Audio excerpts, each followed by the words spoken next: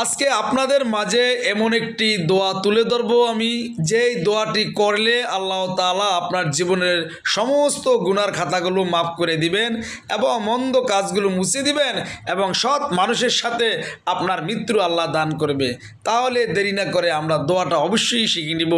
আমি বলবো, আপনারা মুখস্থ করে নেবেন। রব্বানা ফাগফির লানা জুনুবানা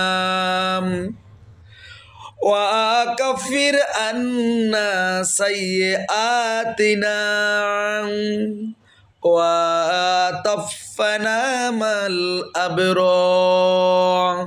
এর অর্থ হলো, হে আমার রব, আমাদের সমস্ত গুনাহ মাফ করে দিন, আমাদের সব মন্দ কাজ আপনি মুছে দিন, আমাদের সৎ লোকের সাথে মৃত্যু দান করুন।